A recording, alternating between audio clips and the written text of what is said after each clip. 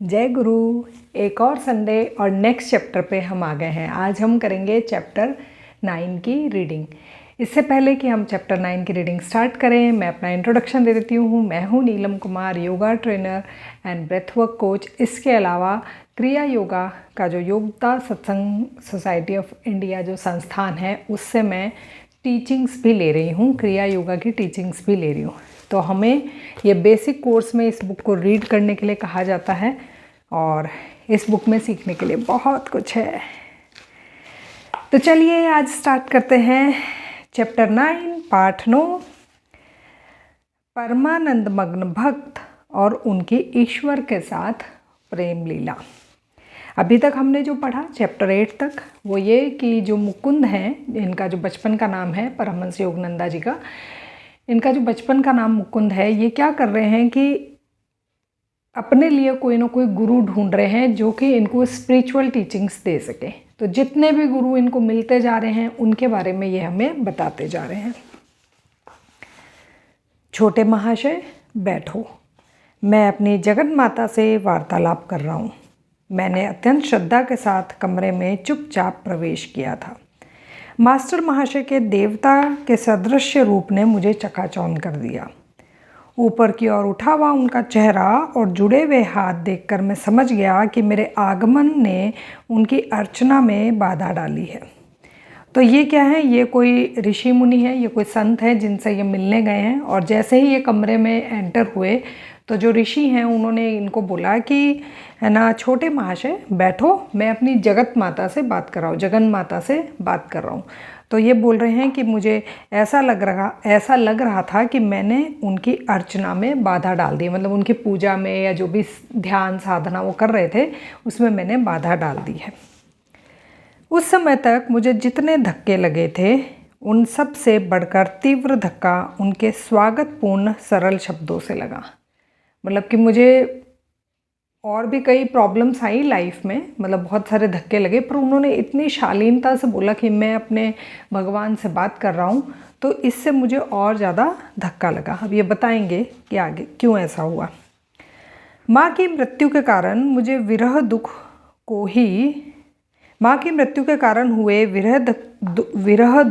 को ही मैं दुख की पराकाष्ठा मानता आ रहा था। अब अपनी जगन माता से विरह की भावना मेरी आत्मा को अवर्णनीय यातना देने लगी। विलाप करते हुए मैं ज़मीन पर गिर पड़ा। क्या था कि जो इनकी माता थी, उन्होंने भी जगन माता जो है उनके साथ इनका बहुत अच्छा तालमेल बिठाने की हमेशा कोशिश करी थी। ये अपनी जगन माता से बात करा करते थे। तो अब ये कह रहे हैं कि जैसे ही माँ का देहांत हुआ है ना, माँ मुझसे दूर चली गई, मैं जगन माता से भी बात करना छोड़ चुका था। मतलब मुझे अपनी माँ के जाने का तो दुख हुआ ही, साथ में मुझे ये भी याद आ गया कि मैं जगन माता से बात क्यों नहीं करता हूँ। मुझे उनके भी जाने का दुख होने लगा। तो मैं इस लाइन को दोबारा पढ़ रही हूँ, आप ध्यान से सुनिएगा। और ये जगन माता क्यों याद आई? क्योंकि ये जिन ऋषि के पास पहुँचे उन्होंने ये बोला है कि तुम इंतज़ार करो, मैं अपनी जगन माता से बात कर रहा हूँ। माँ की मृत्यु के कारण हुए विरह दुख को ही मैं दुख की पराकाष्ठा मानता आ रहा था। पराकाष्ठा मतलब कि बहुत एक्सट्रीम लेवल का दुख। अब अपनी जगन माता से विरह की भावना मेरी आत्मा को अवर्णनीय यातना देने लगी। और उसी वक्त उन्हें रियलाइज़ हुआ कि माँ के साथ साथ मैं जगन माता से भी दूर हो गया हूँ। विलाप करते हुए मैं ज़मीन पर गिर पड़ा। छोटे महाशय शांत हो जाओ, संतवर को दुख हो रहा था। महात्मन, आप जगत माता से पूछिए, क्या मुझ पर उनकी कृपा दृष्टि होगी? मुझे विश्वास हो गया कि मास्टर महाशय जगन माता से घनिष्ठता के साथ वार्तालाप कर रहे थे। मेरी आंखें जगन माता को देख नहीं सकती थी, जिन्हें संत की निर्मल दृष्टि निहार रही थी।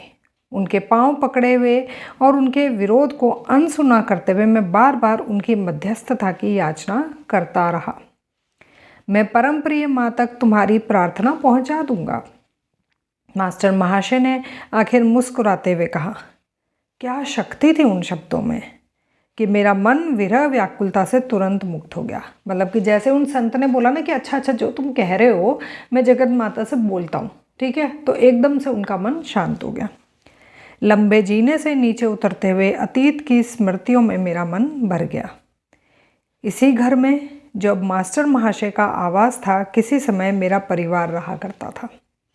मतलब ये कहाँ गए हैं उन संत से मिलने? अपने ही खुद के पुराने घर में, ठीक है, जहाँ ये पहले रहा करते थे। तो ये कह रहे हैं कि इसी घर में जो अब मास्टर महाशय का आवास था, किसी समय मेरा परिवार रहा करता था।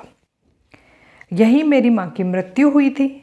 स्वर्गवासी माता के लिए यहीं पर मेरी मानवीय हृदय पीड़ित हुई थी, और यहीं पर आज जगन माता के विरह में मेरी आत्मा तड़प रही है। मेरे शोक विहल मन की वेदनाओं और अंततः मेरी निरामयता की मौन साक्षी बनी ये पुनीत दीवारें थी। मतलब ये कह रहे हैं कि इन दीवारों को भी पता है कि मुझे कितना दुख हुआ था। घर जाते हुए मेरे पांव जल्दी जल्दी उठ रहे थे। अपनी छोटी सी अटारी में मैं 10 बजे तक एकांत में ध्यान करता रहा। अंधकार अचानक एक अद्भुत दृश्य के साथ प्रकाशमान हो उठा। दिव्य आभायुक्त जगत जननी मेरे सामने खड़ी थी।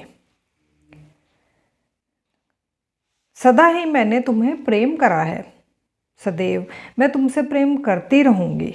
उनका दिव्य स्वर अभी वातावरण में गूंज ही रहा था कि वह अदृश्य हो गई।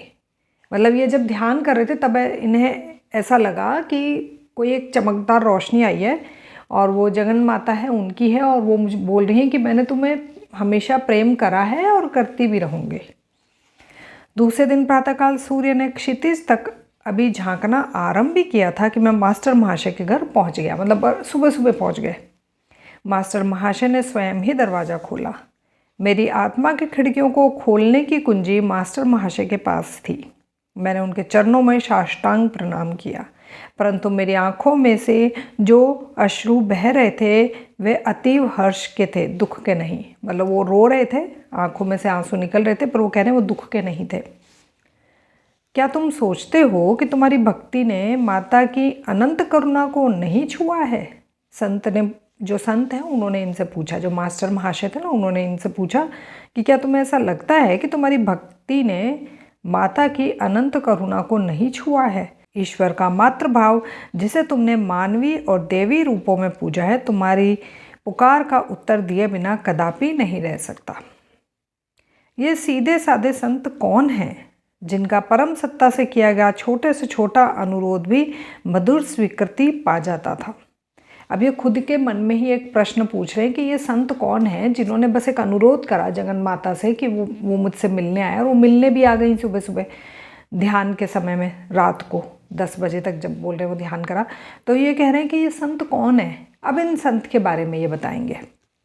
इस संसार के जीवन में उनकी भूमिका अत्यंत साधारण थी, जो मेरी दृष्टि में विनम्रता के सर्वश्रेष्ठ व्यक्ति के अनुरूप थी।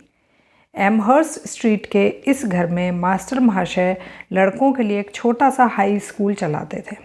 उनके मुंह से कभी डांट का कोई शब्द नहीं निकलता था। उनका अनुशासन किसी नियम या छड़ी की वजह से नहीं था। इन कक्षाओं में उच्चतर गणित सिखाई जाती थी और सिखाया जाता था प्रेम का रसायन यंत्र। आध्यात्मिक संसर्ग द्वारा ही वे अपने ज्ञान का प्रसार करते थे। जगत जननी के विशुद्ध प्रेम में वे इतने चूर रहते थे कि मान अपमान की ओर उनका कोई ध्यान ही नहीं रहता था। उन्होंने बोला, मैं तुम्हारा गुरु नहीं हूँ, तुम्हारे गुरु थोड़े समय बाद आएंगे। उनके मार्गदर्शन में प्रेम और भक्ति के रूप में तुम्हें मिली ईश्वर की अनुभूतियाँ उनके अगाध ज्ञान की अनुभूतियों में रूपांतरित हो जाएंगी। प्रतिदिन दोपहर मैं उनके घर पहुँच जाता। मुझे मास्टर महाशय के उस दिव्य चमक की चाह रहती थी जो इतना लबालब भरा हुआ था कि उनकी बूंदें प्रतिदिन मेरे ऊपर छलकती थी। पहले कभी भी इतने भक्ति भाव से मैं नतमस्तक नहीं हुआ था। अब तो मास्टर महाशय के चरण स्पर्श से पुनीत हुई भूमि पर केवल चलने का अवसर मिलने को भी मैं अपना सौभाग्य मानने लगा। महाशय, कृपया इस पुष्पहार को धारण कीजिए, मैंने यह खास आपके लिए बनाई है। मतलब उस समय में गिफ्ट या किसी को कुछ प्रेम से देना होता था तो सुंदर सुंदर फूल तोड़ के और उसकी माला बना के दी जाती थी, या फिर ताज़ा फल दिए जाते थे, ताज़ा सब्जियां दी जाती थी। तो ये बोल रहे हैं कि ये फूलों की माला लेकर गए और इन्होंने बोला, महाशय कृपया इस पुष्पहार को धारण कीजिए, मैंने यह खास आपके लिए बनाया है। एक दिन शाम को मैं पुष्पमाला लिए उनके घर पहुंच गया, परंतु इस सम्मान को अस्वीकार करते हुए वे पीछे हट गए। अंततः उन्होंने मुस्कुराते हुए उसे स्वीकार कर लिया। चूँकि हम दोनों ही माँ के भक्त हैं, इसीलिए इस शरीर में वास करने वाली माँ के प्रति अपनी श्रद्धा के रूप में तुम वह माला इस देह मंदिर को पहना सकते हो। अब उन्होंने देखो बहुत गहरी बात करी। उन्होंने बोला कि तुम भी माँ के भक्त हो, मैं भी माँ का भक्त हूँ, लेकिन जो आत्मा का जो लेवल है वो ये बोल रहे हैं कि उसको अगर नहीं भी हम पहचानते, नहीं भी जानते, तो तुम क्या कर सकते हो, इस शरीर को, ये जो मेरा शरीर है, इसको तुम ये माला पहना सकते हो। कल हम लोग मेरे गुरु के वास से सदा के लिए धन्य हुए दक्षिणेश्वर के काली मंदिर चलेंगे। श्री रामकृष्ण परमहंस के शिष्य मास्टर महाशय बोले। ये इन्होंने अभी बताया है कि ये जो मास्टर महाशय है ना, ये किसके स्टूडेंट रहे हुए हैं, श्री रामकृष्ण परमहंस के। और अब ये बोल रहे हैं कि जो दक्षिणेश्वर का काली मंदिर है वहाँ ये जाने वाले हैं और मैं भी इनके साथ जाऊँगा। ठीक है। अगले दिन सुबह दक्षिणेश्वर तक की यात्रा हमने नाव से तय की।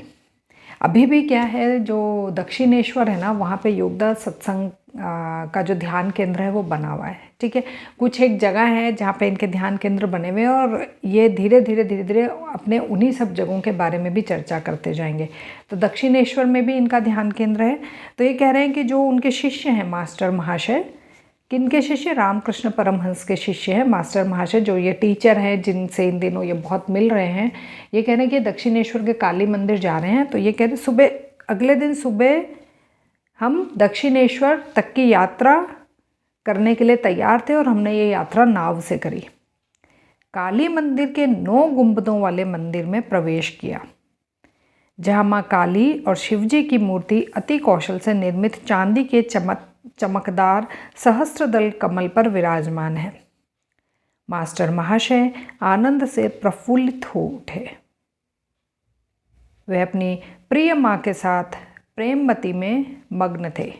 जैसे जैसे वे माँ का नाम जपते, मेरा आनंदित मन मानो सहस्त्र धाराओं में फूट पड़ रहा था। कुछ देर बाद हम झाऊ के झुरमुट में रुक गए। उनका नाम जप चलता रहा। झाऊ के पुष्पों के बीच में घास पर एक निश्चल शरीर से बैठा रहा। ये कह रहे हैं कि मैं वहाँ पे एक निश्चल शरीर, शांत मन से बैठा रहा। उतने समय के लिए मैं शरीर को भूलकर दिव्य लोकों की यात्रा करता रहा। मास्टर महाशय से मैंने ईश्वर के मातृत्व पक्ष या ईश्वरीय करुणा के माधुर्य को जाना। ये तो पृथ्वी पर स्वर्ग के साक्षात देवताओं के प्रतिरूप हैं। एक दिन उन्हें प्रार्थना करते देख मेरे मन में यह विचार उठा। ये कह रहे हैं कि एक दिन मैं जब प्रार्थना कर रहा था तो मेरे मन में यह विचार उठा कि ये तो, यानी कि जो मास्टर महाशय हैं, वो पृथ्वी पर स्वर्ग के साक्षात देवताओं की कॉपी हैं, प्रतिरूप हैं। निंदा, आलोचना या गुण दोष का विचार कभी उनके मन में नहीं उठा। वे इस जगत को आद्य पवित्रता से परिचित अपनी दृष्टि से ही निहारते थे। उनके काया, वाणी, मन, कर्म सब आत्मा की सरलता के साथ सामंजस्य रखते थे। मेरे गुरु ने मुझे यही बताया था। हर उपदेश को इसी श्रद्धापूरित वाक्य के साथ वे समाप्त करते थे। जब भी वो कोई बात कहते थे तो उसके जस्ट बाद बोलते थे, ये मेरे गुरु ने मुझे यही सिखाया है, मेरे गुरु ने मुझे यही बताया है। तो उनके गुरु कौन है? श्री रामकृष्ण परमहंस। श्री रामकृष्ण परमहंस के साथ मास्टर महाशय की एकात्मा इतनी गहरी हो गई थी कि अपने किसी भी विचार को अब वे अपना विचार मानते ही नहीं थे। एक दिन संध्या के समय हम दोनों उनके स्कूल के पास चल रहे थे।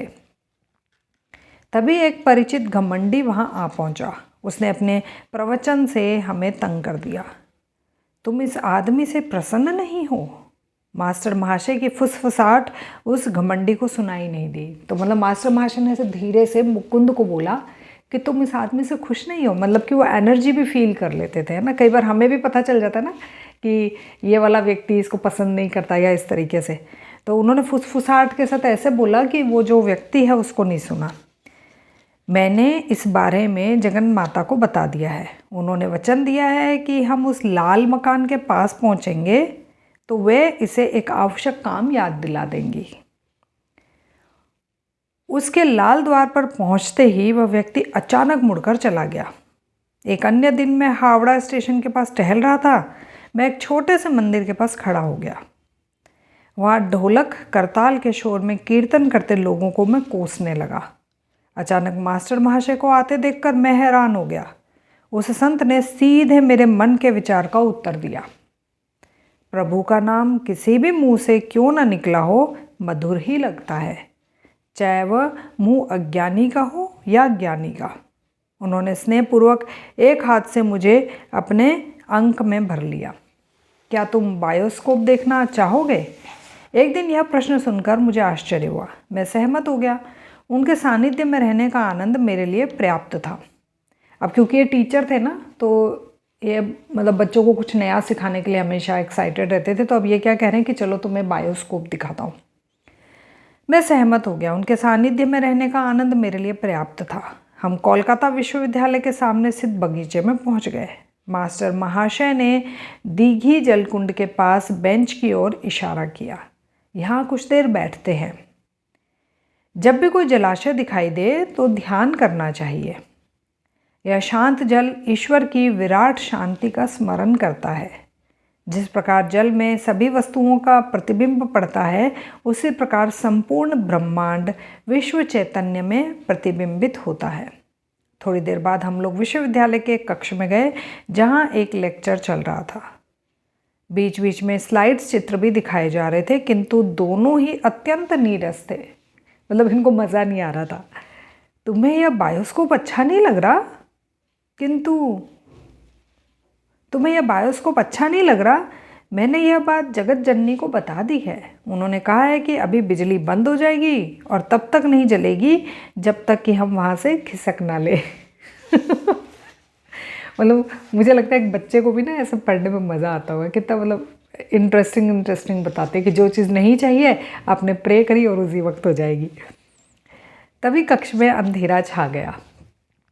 प्रोफेसर महोदय की वाणी विस्मय से एक पल के लिए रुक गई। फिर उन्होंने कहा, विद्युत प्रणाली में कुछ गड़बड़ मालूम होती है।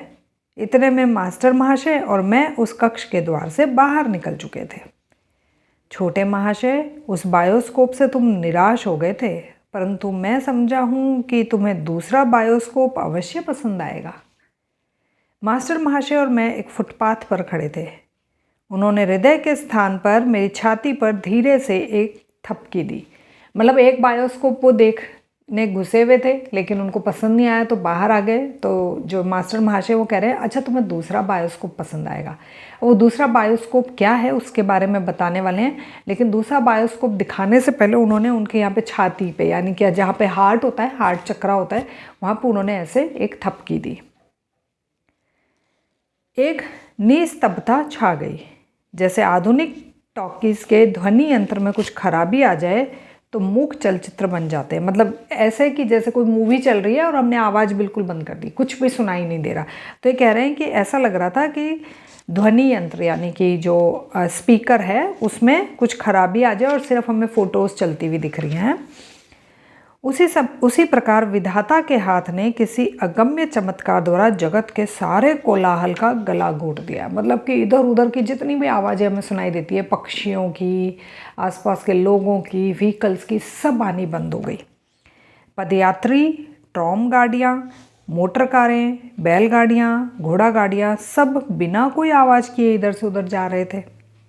मैं अपने पीछे, दाएं बाएं के सभी दृश्य वैसे ही देख रहा था जैसे सामने के दृश्य, मानो मेरी दृष्टि सर्वव्यापी हो गई हो। अब इस लाइन को समझेंगे कि जैसे मैं आपको भी कैमरे में देख रही हूँ, मैं अपने दाएं और बाएं भी देख सकती हूँ, लेकिन मैं अभी पीछे नहीं देख सकती। पीछे देखने के लिए मुझे पूरी गर्दन घुमानी पड़ेगी या मुझे खुद को पीछे घूमना पड़ेगा।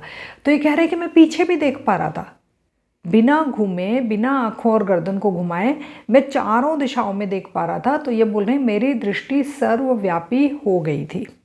और वैसे ऐसा आप भी कर सकते हैं आंखें बंद करके, ठीक है। जब आप ध्यान की अवस्था में होंगे ना तो आप अपने पीछे का भी देख पाएंगे। मानो मेरी दृष्टि सर्वव्यापी हो गई हो। समस्त परिदृश्य मेरे समक्ष बिना कोई आवाज़ किए चल रहा था।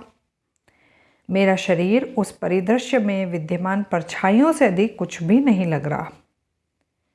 फर्क इतना था कि मेरे शरीर की परछाई निश्चल थी, जबकि अन्य सभी परछाइयाँ बिना किसी आवाज़ के आ जा रही थी। मतलब ये कह रहे हैं कि जैसे हम ड्रीम्स में देखते हैं ना, लोगों को आता जाता चलता, तो ये बोल रहे हैं कि मुझे सब कुछ दिख रहा था, बिना आवाज़ के दिख रहा था। लोग आ रहे थे, जा रहे थे, लेकिन मैं एक ही जगह खड़ा था। जो मेरे मित्र थे मेरी ओर आए और चले गए। यद्यपि उन्होंने मेरी ओर सीधे देखा, परंतु उसमें पहचान का कोई संकेत नहीं था। आप लोगों ने मूवी देखी होगी ना कि एक आत्मा दूसरे के अंदर से निकल के बाहर चली जाती है, तो कह रहे वैसा सही कुछ हुआ कि वो मेरे दोस्त आए और मेरे सामने से यूं चले गए जैसे उन्होंने मुझे देखा ही ना हो।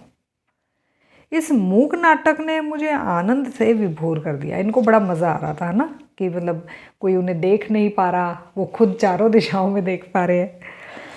इस मूक नाट्य ने मुझे आनंद से विभोर कर दिया। मैं जी भरकर अमृत पान कर रहा था। अकस्मात मेरी छाती पर पुनः मास्टर महाशय का कोमल आघात हुआ। इतने में जो मास्टर महाशय थे उन्होंने फिर से थपकी दी। जगत का कोलाहल मेरे श्रवणेंद्रियों पर टूट पड़ा। अब मुझे फिर से सुनाई देने लगा, जैसे किसी ने स्वप्न से जगा दिया हो। यह दिव्य मदिरा मेरी पहुंच से बाहर हटा दी गई थी।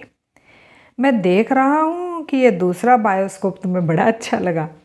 मैं भूमि पर माथा टेकने के लिए झुकने लगा। अब तुम यह नहीं कर सकते, उन्होंने कहा, कि मतलब अब तुम मेरे पैर नहीं छू सकते। भगवान तुम्हारे देह मंदिर में भी स्थित है। मतलब वो कह रहे हैं कि तुम भी भगवान का रूप हो, मैं भी भगवान का रूप हूँ। तो ये नहीं कर सकते कि जब तुम ये पहचान गए हो, जान गए हो कि है ना हर किसी के शरीर में भगवान ही है, तो तुम कैसे मेरे पैर छू सकते हो। अब तुम यह नहीं कर सकते, उन्होंने कहा। भगवान तुम्हारे देह मंदिर में भी स्थित है। मैं जगन माता को तुम्हारे हाथों के माध्यम से अपने चरणों को छूने नहीं दूंगा। यदि किसी ने मास्टर महाशय को और मुझे उस फुटपाथ से जाते देखा होगा तो अवश्य ही संदेह हुआ होगा कि हम दोनों नशे में धुत हैं। मुझे लग रहा था कि संध्या के प्रकाश की रंग बदलती छटाएं भी हमारी तरह ईश्वर के नशे में डूबी जा रही थी। सभी धर्मों के संतों ने ईश्वर को दिव्य प्रियतम मानकर ईश्वर साक्षात्कार किया है, जो कि परम ब्रह्म निर्गुण और अचिंत्य है। इसीलिए मानवीय विचार और आकांक्षा ने सदा ही उसे जगन माता का रूप दिया है। साकार सद्गुण ईश्वर और निराकार निर्गुण ब्रह्म के मतों का संयोग प्राचीन उपलब्धि है, जिसका प्रतिपादन वेदों और भगवत गीता में किया गया है। परस्पर विरोधी विचारों का यह मिलाप हृदय और बुद्धि दोनों को ही संतुष्ट करता है। भक्ति और ज्ञान मूलक एक ही हैं। प्रपत्ति यानी कि ईश्वर में आश्रय लेना और शरणागति यानी कि ईश्वरीय अनुकंपा के प्रति समर्पण भाव सर्वोच्च ज्ञान के पथ हैं। या तो ईश्वर के शरण में चले जाओ, मतलब उसमें आश्रय ले लो, और या फिर बिल्कुल ईश्वरीय अनुकंपा के प्रति समर्पण भाव। प्रपत्ति और शरणागति सर्वोच्च ज्ञान के पथ हैं। संतों की विनम्रता इस बोध से उपजती है कि वे ईश्वर पर निर्भर हैं, जो एकमात्र विधाता है। चूँकि ईश्वर का स्वरूप ही आनंद है, अतः ईश्वर के साथ तादात्म्य वाला मनुष्य सहज ही असीम आनंद को अनुभव करता है। आनंद उन सब चीज़ों में सर्वप्रथम और सर्वोपरि है जिनके लिए आत्मा और इच्छा शक्ति तड़पती है। संतों ने शिशु सुलभ भाव से जगन माता को प्राप्त किया और उन्होंने सदा ही जगन माता को उनके साथ खेलते पाया। ईश्वर की दृष्टि में अपनी अतिशय सूक्ष्मदर्शिता के औचित्य को न लगाया होता तो क्या आकाश अभिजित और स्वाति नक्षत्रों जैसी गौरवशाली रचनाओं को धारण कर पाता? Question mark. तो जी हमारा 9th चैप्टर ख़त्म हो गया है। अगर आपको ये वीडियो पसंद आई है, आप मेरे साथ में लगातार सारे चैप्टर्स की रीडिंग कर रहे हैं, तो प्लीज़ इस वीडियो को लाइक कर दीजिए। और अब आप अगर 10th चैप्टर मतलब कि आगे के टोटल यहाँ पे 44 चैप्टर्स हैं, अगर आप इस बुक को अपनी लाइफ में एक सक्सेस मंत्रा की तरह यूज़ करना चाहते हैं तो मेरे साथ में हर संडे को एक चैप्टर की रीडिंग कीजिए। हम 5 से 6 दिन का 2 चैप्टर के बीच में गैप इसीलिए दे रहे हैं ताकि उस चैप्टर पे हम चिंतन कर पाएँ और उसमें क्या सिखाया जा रहा है और उस सीखे हुए को हमारी लाइफ में हम कैसे अप्लाई कर सकते हैं उस पर हम ध्यान दे पाएँ। तो आज के लिए बस इतना ही। नेक्स्ट संडे को हम मिलेंगे चैप्टर नंबर 10 के साथ। जय गुरु।